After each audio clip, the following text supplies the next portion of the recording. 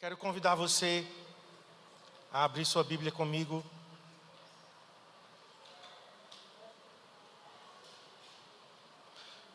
Primeira carta de Paulo aos Coríntios. 1 aos Coríntios, capítulo 15. Esse é o capítulo do Novo Testamento. E o capítulo da Bíblia que nos mostra a importância da ressurreição. Então a Páscoa não é apenas a ênfase na morte de Jesus. Claro que tudo começou com a morte, mas a Páscoa é a ênfase na morte e ressurreição de Jesus. E nós temos nesse capítulo a importância da ressurreição de Cristo para a fé. Como eu falei, se Jesus não tivesse ressuscitado dentre os mortos, a nossa fé seria em vão. Olha o que o apóstolo Paulo disse aos Coríntios. 1 Coríntios 15, 3 a 8. Pois o que primeiramente lhes transmiti foi o que recebi, que Cristo morreu pelos nossos pecados, segundo as Escrituras. Foi sepultado e ressuscitou ao terceiro dia, segundo as Escrituras. E apareceu a Pedro e depois aos 12. Depois disso apareceu a mais de 500 irmãos, de uma só vez. A maioria dos quais ainda vive, embora alguns já tenham adormecido. Depois apareceu a Tiago, e então a todos os apóstolos. Depois destes, apareceu também a mim, como a um que nasceu fora de tempo. Vamos orar. Obrigado, Jesus, por estarmos comemorando nessa manhã de domingo, não somente a sua morte, mas a sua ressurreição. Porque como falamos, o cristianismo é diferente de todas as outras religiões criadas pelo homem. Porque o cristianismo está baseado em uma pessoa viva, ressurreta dentre os mortos. A nossa fé está agora baseada em Ti, Senhor Jesus. Obrigado pelo que Paulo nos escreveu, dizendo que a ressurreição não foi apenas registrada nas Escrituras, mas foi testificada. A ressurreição foi testemunhada por 500, depois por Tiago, depois pelos apóstolos e depois pelo próprio Paulo. Quantas testemunhas temos da ressurreição. Obrigado porque sem a ressurreição não estaríamos aqui. Mas a ressurreição é a prova de que o Senhor mantém todas as coisas debaixo do seu domínio e do seu controle. A igreja está sendo sustentada pelo Senhor. E assim como o poder do Teu Espírito entrou naquele túmulo, Senhor, levantando Jesus dentre os mortos, esse mesmo Espírito agora habita em cada um dos crentes. Somos privilegiados em sermos templos do Espírito Santo. E nós queremos nessa manhã, através da Tua palavra, sermos fortalecidos na fé, em nome de Jesus. Amém. Então, meus queridos, não adianta a gente querer comparar o cristianismo com as demais religiões. Classifica o cristianismo como mais uma religião. Mas definitivamente não é. Porque o cristianismo está baseado em uma pessoa. E essa pessoa, ela está viva.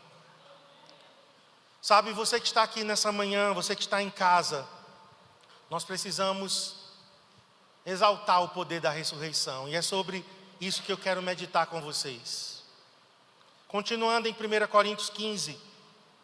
Veja comigo os versos 12 a 19. Ora, se está sendo pregado que Cristo ressuscitou dentre os mortos, como alguns de vocês estão dizendo que não existe ressurreição dos mortos, se não há ressurreição dos mortos, nem Cristo ressuscitou, e se Cristo não ressuscitou, é inútil a nossa pregação, como também é inútil a fé que vocês têm. Mais que isso, seremos considerados falsas testemunhas de Deus, pois contra Ele testemunhamos que ressuscitou a Cristo dentre os mortos, mas se de fato os mortos não ressuscitam, nem mesmo Cristo ressuscitou, e se Cristo não ressuscitou, inútil é a fé que vocês têm, e ainda estão em seus pecados. Neste caso, também os que dormiram em Cristo estão perdidos. E, se é somente para esta vida que temos esperança em Cristo, somos de todos os homens os mais dignos de compaixão. O cristianismo não é apenas baseado na nossa vida atual, no que estamos vivendo hoje, Nós estamos vivendo hoje com base no que aconteceu 2000 anos atrás. Às vezes nós esquecemos isso, irmãos. Nós estamos mais presos no hoje, estamos presos nos nossos problemas, nós estamos presos nas nossas dificuldades, nós reduzimos o cristianismo à nossa vida. Como se Jesus não tivesse vindo há 2000 anos atrás, morrido e ressuscitado. Paulo está dizendo aqui que se a nossa vida se resume apenas a esta vida, nós somos os homens mais dignos de compaixão. Sabe, nós temos, queridos, que erguer o nosso olhar. Nós temos que enxergar um propósito maior na vinda de Jesus. Não foi apenas para resolver os nossos problemas pessoais. E a primeira coisa que eu quero dizer é que Ele veio para resolver o grande problema da humanidade, o maior de todos. Qual o maior problema da humanidade? Nos livrar da morte espiritual. Sabe, às vezes a gente fica pensando, né, que Jesus veio para nos curar, para tocar na nossa família, salvar o nosso casamento, né, nos abençoar na área financeira. Eu quero te dizer que Ele faz tudo isso. Mas Jesus veio com um propósito maior. E o maior propósito de Jesus em vir foi que através da ressurreição, Ele nos livrou da morte espiritual. Eu quero que coloque aí o slide número 22. Esse poder nos livrou da morte espiritual. De uma vez por todas, o grande mal da humanidade foi resolvido. A morte eterna, nós estávamos condenados. Olhe para mim, nascemos mortos espiritualmente. Nascemos separados de Deus. Jesus veio para morrer e dar uma solução definitiva para o grande mal da humanidade. Nós estamos às vezes tentando resolver os sintomas. Quando alguém peca, quando alguém mente, quando alguém mata, quando alguém adultera, todos esses pecados, eles são sintomas de um pecado maior, de um mal maior, e é para esse mal maior que Jesus veio. Jesus veio para resolver de uma vez por todas o pecado no coração do homem. Romanos 5, verso 12, veja aí comigo. Portanto, da mesma forma como o pecado entrou no mundo, por um homem, por Adão, pelo pecado a morte, assim também a morte veio a todos os homens, porque todos pecaram.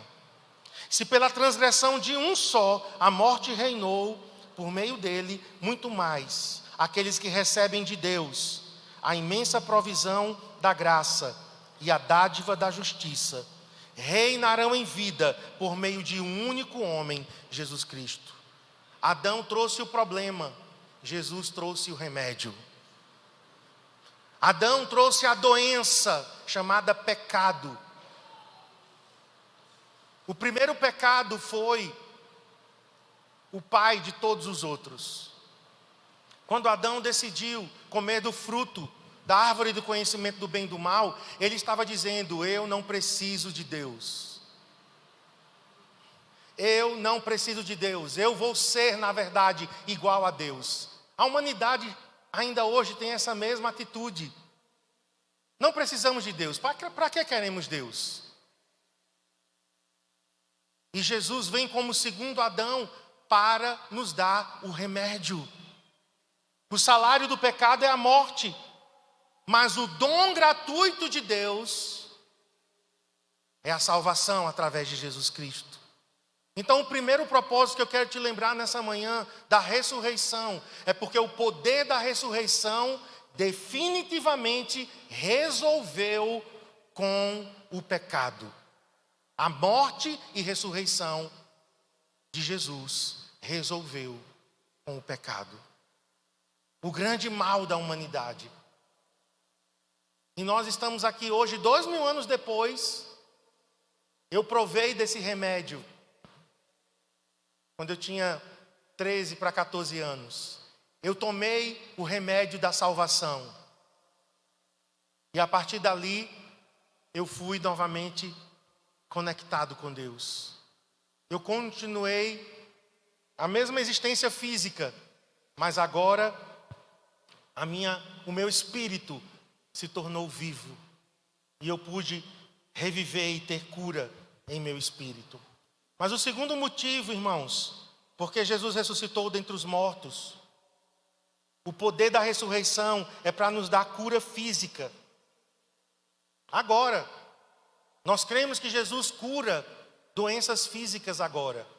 Por quê? Porque essa cura hoje de doença física está apontando para o livramento da morte física eternamente.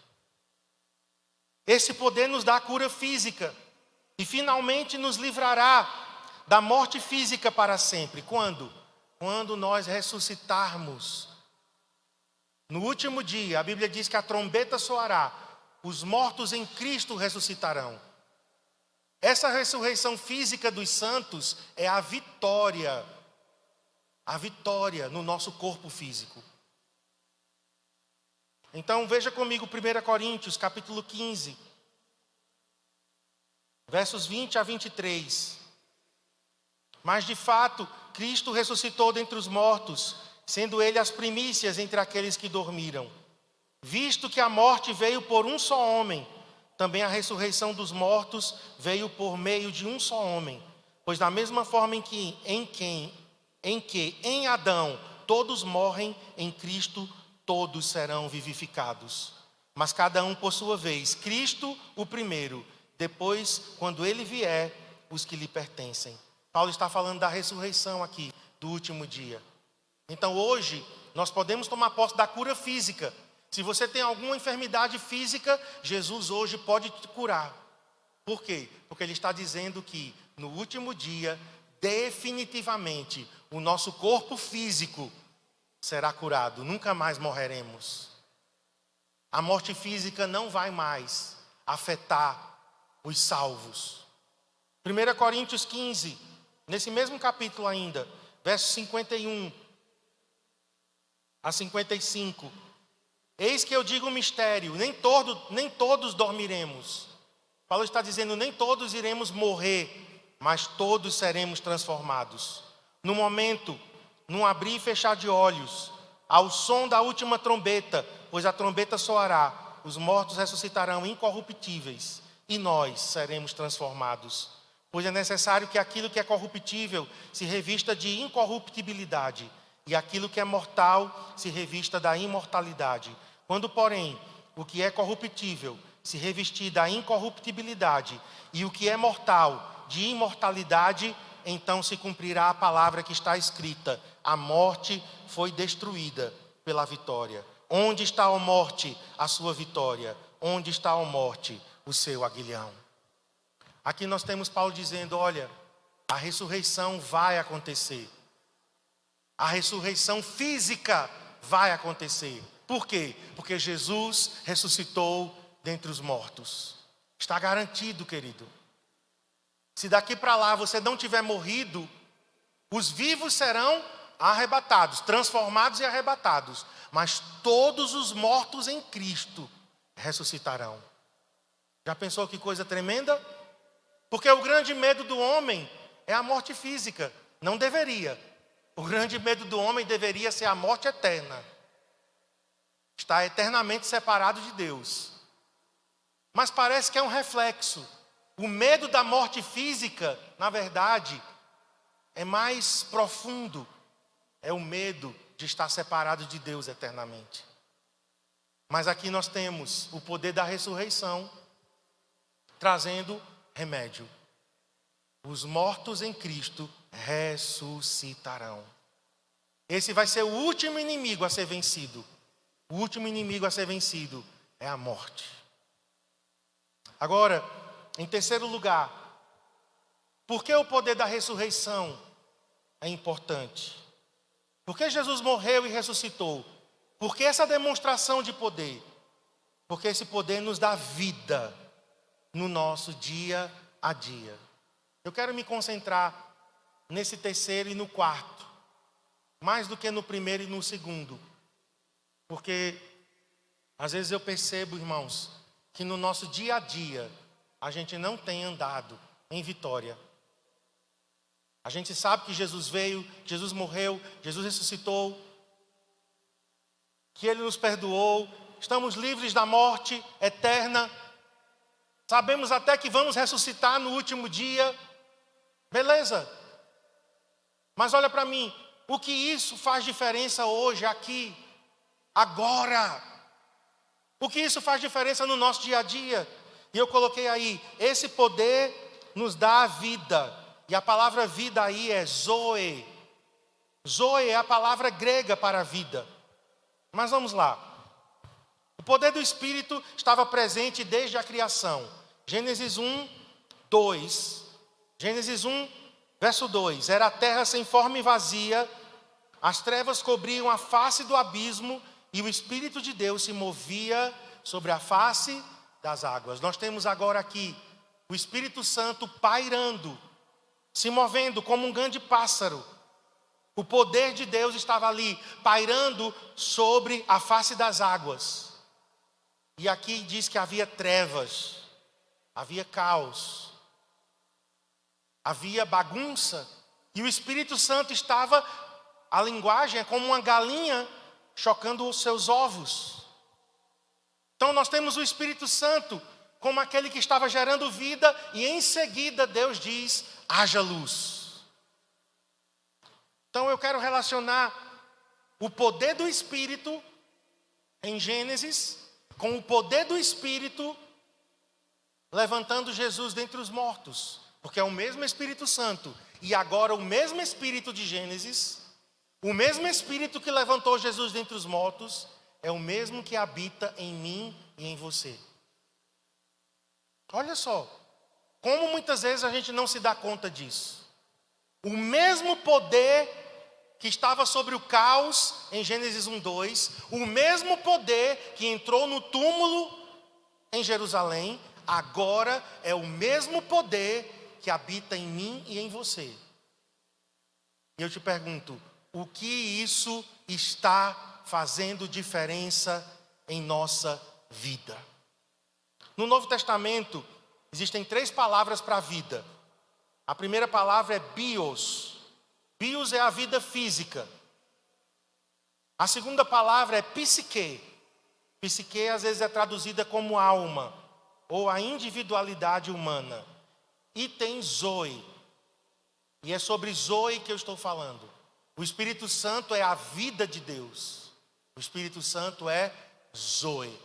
E zoe se refere à verdadeira vida, ou a vida espiritual, que ultrapassa a existência física, é ligada a Deus e à vida eterna. Então, em resumo, bios é a vida física, psique seria a nossa mente, a nossa individualidade humana, no sentido de mente, emoções e vontade. Mas zoe é a vida em sentido absoluto. Então o Espírito Santo, ele nos dá vida de Deus.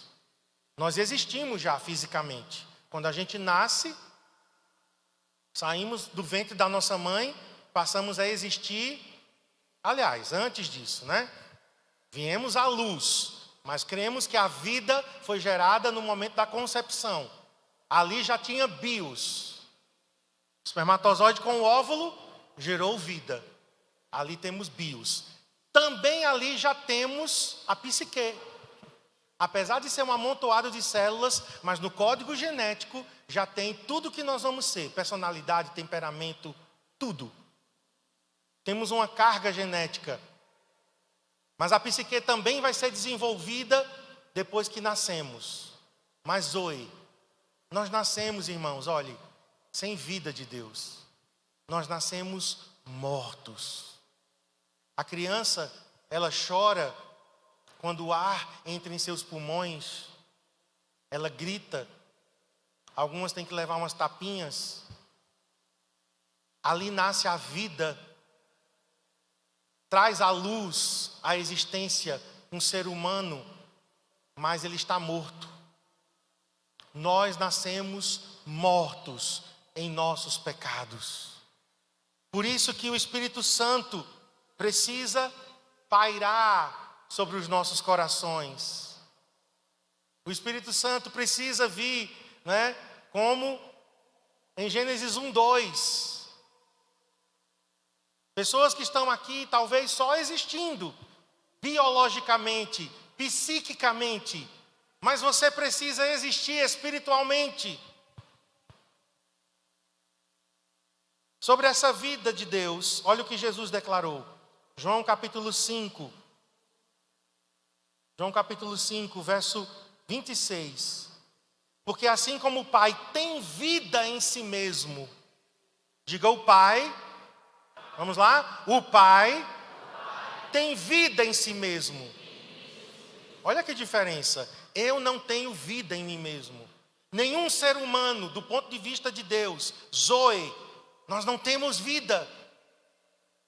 Mas o Pai tem vida em si mesmo. E aí Jesus disse, também concedeu ao Filho ter vida em si mesmo.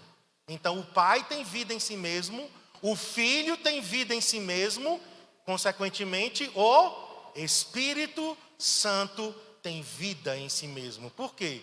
Porque o Filho procede do Pai e o Espírito Santo procede do Pai e do Filho. Os três têm vida. Olhe para mim. E quem tem vida pode dar vida. Se você está precisando de vida no sentido espiritual, pastor, eu existo por existir. Eu como, durmo, eu trabalho, eu estudo, mas minha vida não passa disso. Eu não sinto conexão com Deus, eu não sinto comunhão com Deus. Você está precisando de Zoe. Você está precisando da vida no sentido mais pleno. E Deus pode te dar. Essa vida foi manifestada. Essa vida foi revelada através do Filho. 1 João 1:2, olha aí. Vamos ler. E a vida se manifestou e nós a temos visto. E dela damos testemunho. E vô-la anunciamos. A vida eterna, a qual estava com o Pai e nos foi manifestada. Quem trouxe a vida eterna? O Filho. O homem estava longe de Deus. Efésios 4, verso 17 e 18. O homem foi alienado. O homem foi excluído. Quando Adão e Eva decidiram comer do fruto do conhecimento do bem e do mal, a Bíblia diz que ali eles foram separados. Foram até expulsos do jardim. Então o homem ficou longe de Deus. E o nome disso é morte. Morte. Continuaram vivendo fisicamente. Adão morreu com 930 anos. Biologicamente ele continuou vivendo. Psiquicamente ele continuou vivendo. Mas espiritualmente não mais. Ele não tinha mais comunhão com Deus. Veja o que Paulo disse aos Efésios, capítulo 4, verso 17. Isto, portanto, digo, e no Senhor testifico, que não mais andeis como também andam os gentios. Gentios são pessoas que não conhecem a Deus. Na vaidade dos seus próprios pensamentos, obscurecidos de entendimento. Que eu preguei domingo passado. Gente que não consegue ler a Bíblia e não sabe, não entende. Pessoas que não entendem as coisas de Deus. Paulo diz, alheios, diga alheios, à vida de Deus.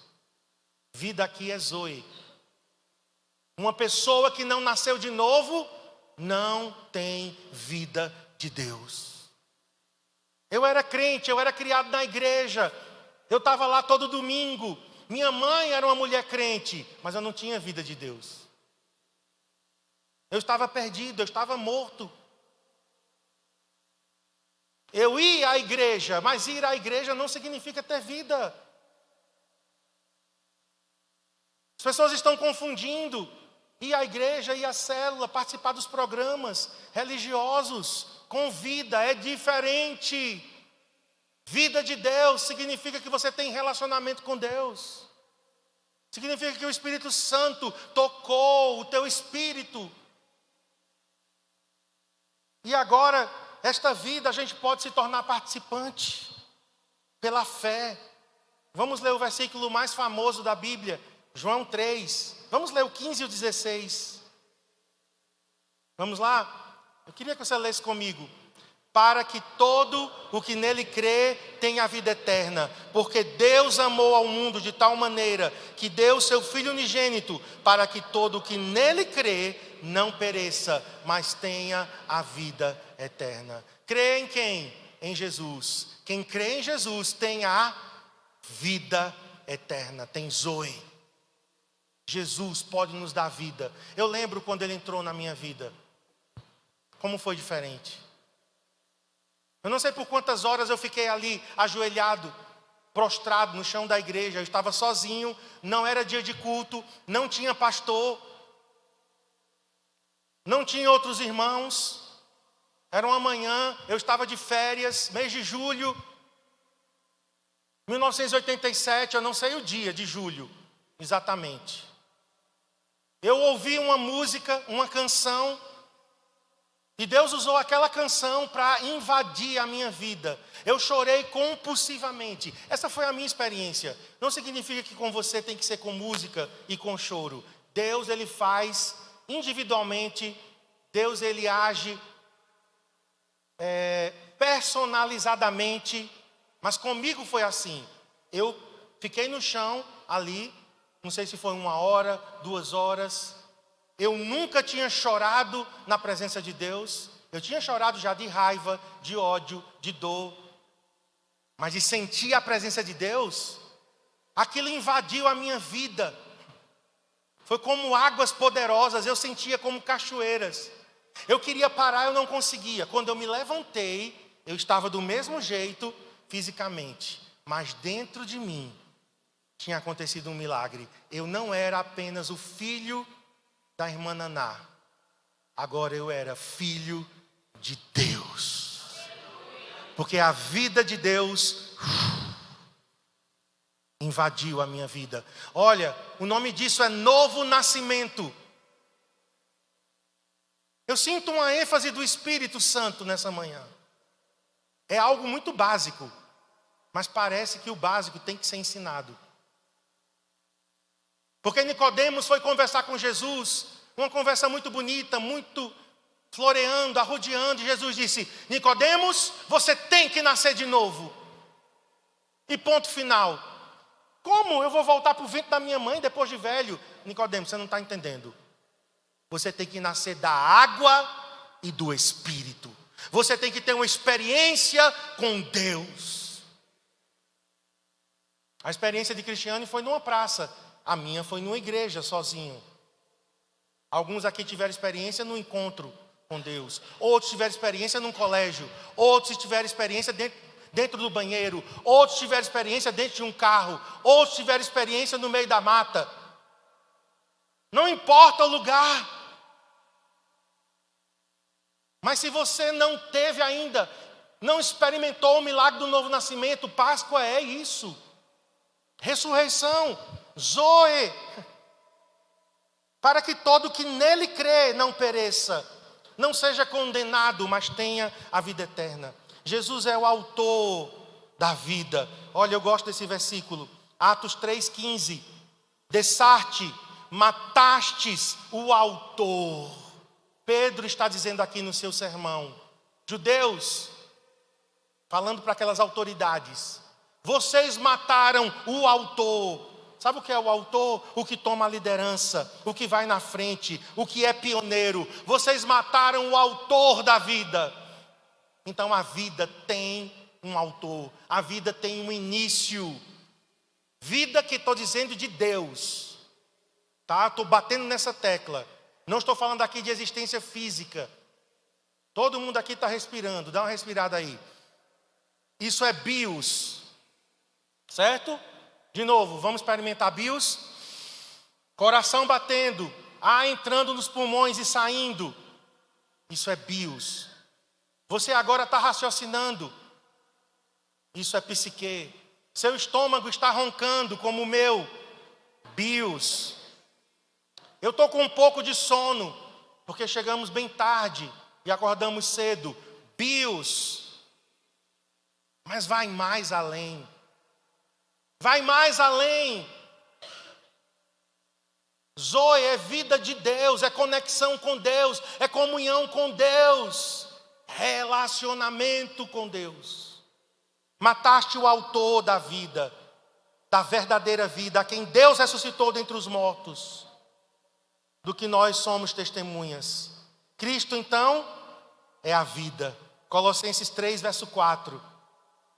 Veja aí comigo, na Almeida século 21. Cristo que é a nossa vida. Quando Cristo que é a nossa vida, olha como Paulo se apropria disso. Cristo é a minha vida. Quando Ele se manifestar, eu também me manifestarei com Ele em glória. A vida que Ele dá, Ele sustenta, porque Ele é o pão da vida.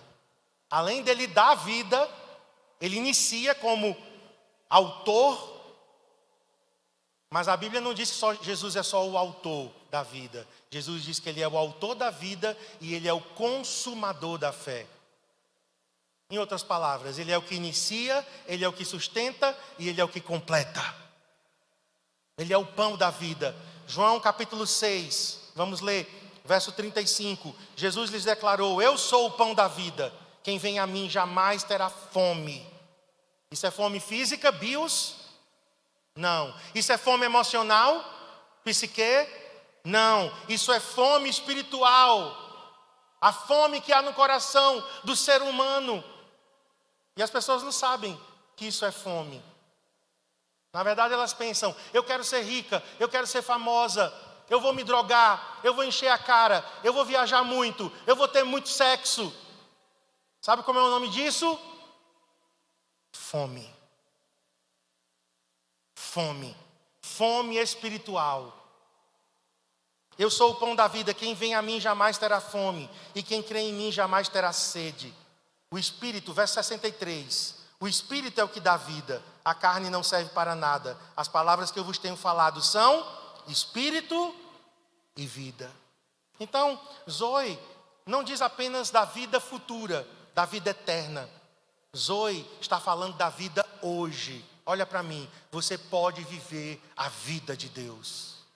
Você pode ter comunhão com Deus. Você pode ter relacionamento com Deus. Você pode ter intimidade com Deus. Romanos 6,4. Eu já estou terminando, tá, irmãos? Mas vamos lá, Romanos 6,4. Fomos sepultados com Jesus na morte pelo batismo. Por isso que é tão importante, querido, se batizar. Quem nasce de novo quer se batizar.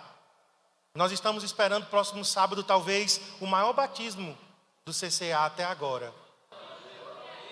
Estamos caminhando.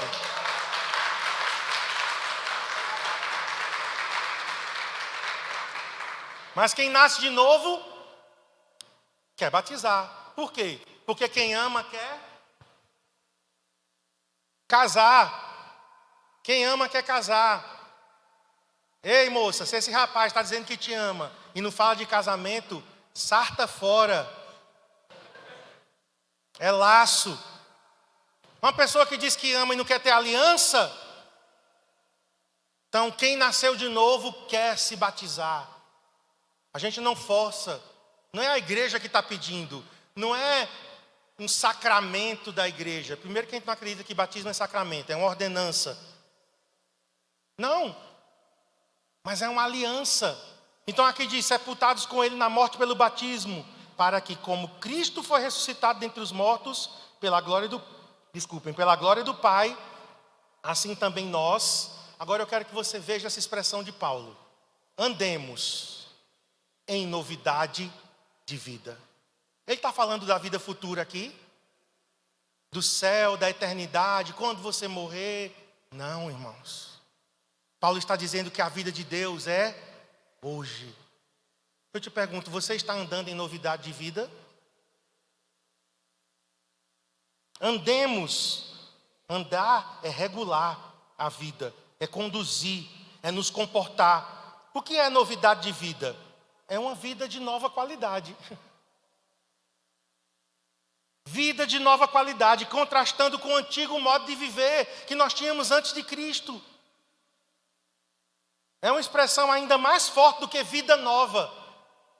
Nós temos vida nova em Cristo, sim, mas mais do que vida nova, é mais forte.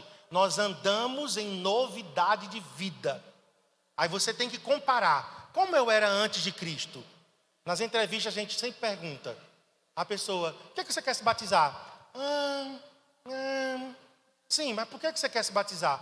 Quem você era antes? Quem você é hoje? O que foi que mudou na tua vida? Porque metanoia é isso. Como é que eu digo que nasci de novo e minha vida continua a mesma? Não é possível. Não é possível. Paulo está dizendo, há um contraste. É um novo tipo, irmãos. É uma nova qualidade de vida. Eu gosto disso. Vai além de uma experiência isolada do novo nascimento. Os crentes nascem de novo e não andam em novidade de vida. Se torna o quê? Um religioso.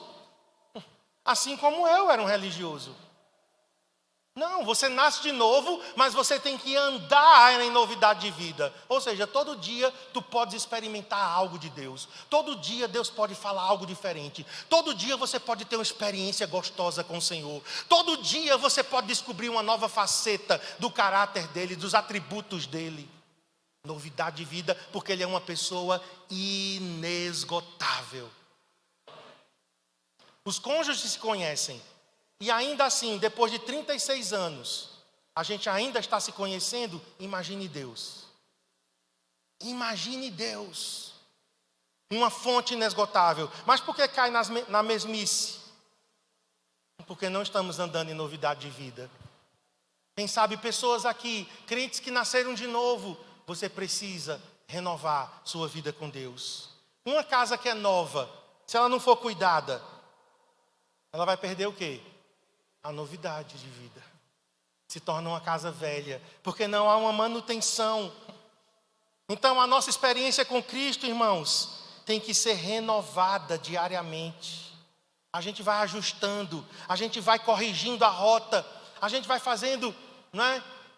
Pequenas mudanças, metanoias que vão acontecendo. Espera aí, eu tenho que mudar nisso. Depois de tantos anos eu andando com Jesus, eu descobri que eu tenho que mudar assim, assim, assim. Isso é novidade de vida, algo fresco, algo novo, algo sem precedentes. E eu quero terminar com Romanos, capítulo 8, verso 11. Vamos terminar com esse texto. E não é uma novidade externa, porque tem gente que pensa que é mudando a maneira de se vestir, mudando o corte de cabelo. Não é mudança externa. Estou falando de uma mudança interna, uma revolução interna. Romanos 8, 11. Se habita em vós, esse é o último versículo que nós vamos ler, para a gente orar.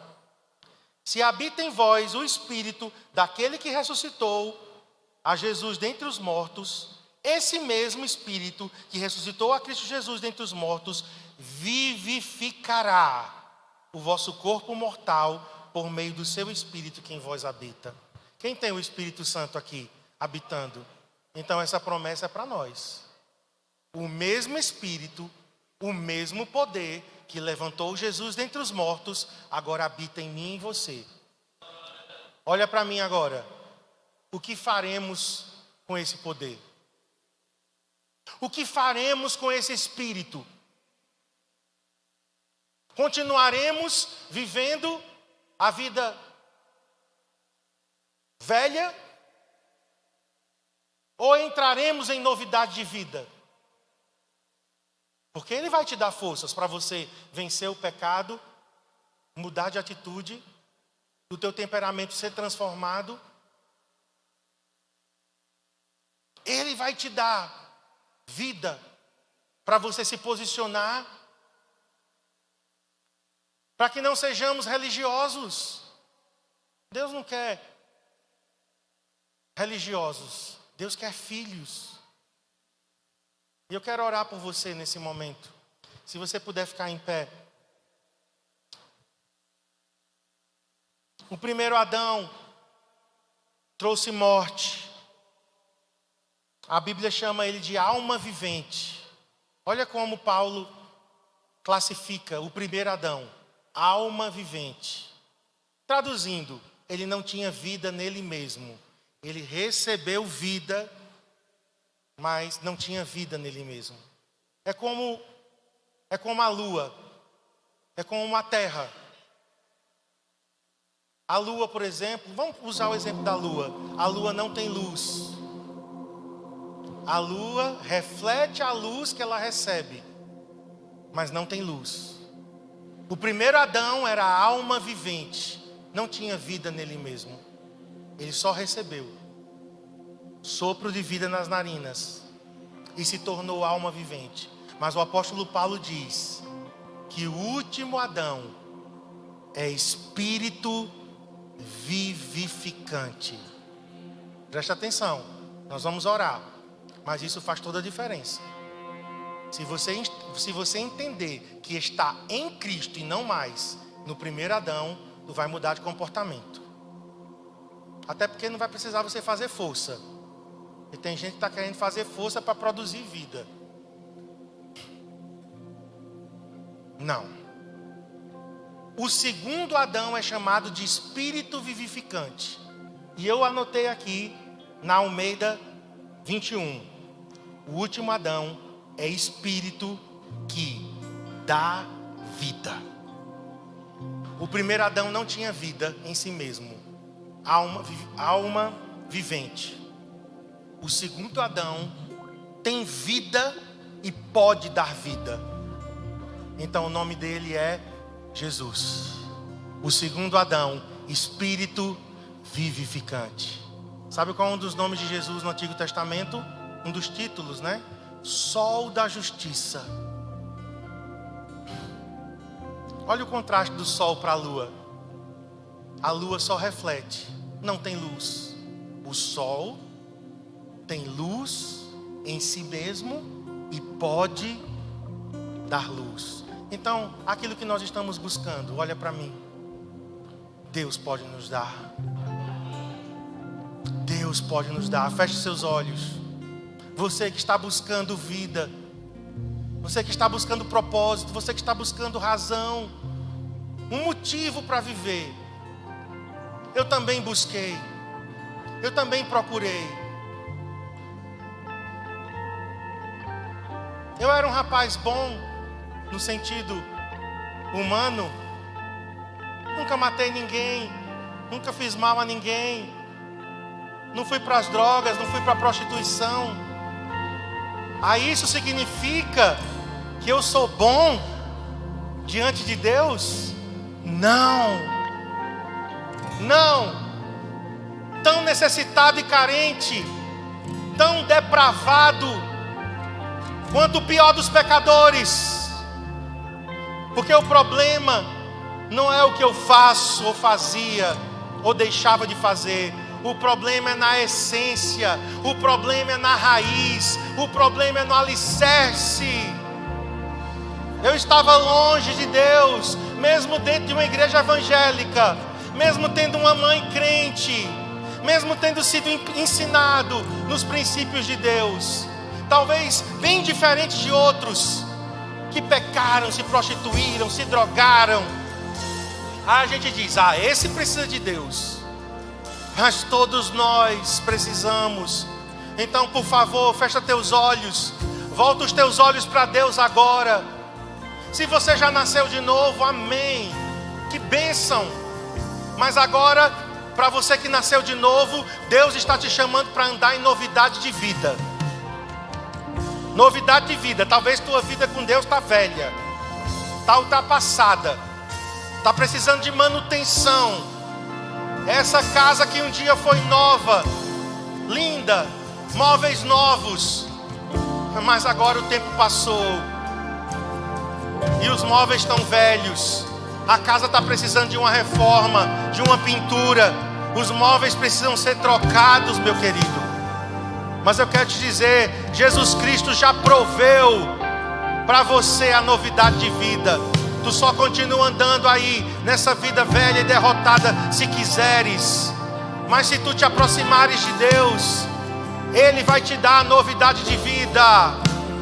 Agora, para quem não nasceu de novo ainda, eu quero falar para pessoas aqui que não experimentaram ainda o novo nascimento. Talvez você está dentro de uma igreja evangélica, mas não experimentou ainda o poder da ressurreição. Não importa, porque eu era um como você, mas Jesus me alcançou. Jesus teve misericórdia de mim. Eu posso dizer que eu era um dos piores pecadores. Eu digo como Paulo, dos quais eu era um dos principais, porque eu era rebelde, desobediente, porque eu virei as costas contra Deus. Eu queria andar na minha vida, fazer do meu jeito, orgulho. Eu queria resolver os problemas do meu jeito. Então, estamos todos, queridos, estamos todos na mesma situação. Precisamos de Deus, precisamos de Deus.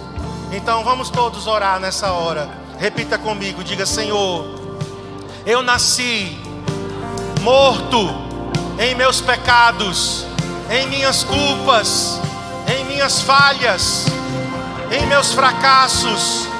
Eu nasci longe do Senhor, separado de Deus, eternamente. Diga: eu merecia a condenação. Eu era Barrabás, a cruz era para mim, mas você tomou o meu lugar, me substituiu, satisfez a justiça de Deus, fez paz entre mim e Deus, e agora eu posso ser filho, eu posso ter o Espírito Santo habitando dentro de mim. Diga: eu posso ter comunhão com Deus agora. Eu fui perdoado. Diga: eu quero andar em novidade de vida. Diga: cada dia vai ser um novo dia para eu te conhecer mais, de uma forma diferente, uma nova experiência. Diga: um novo atributo, uma nova faceta do teu caráter. Eu vou mergulhar no teu amor, eu vou mergulhar na tua presença, eu vou andar em novidade de vida.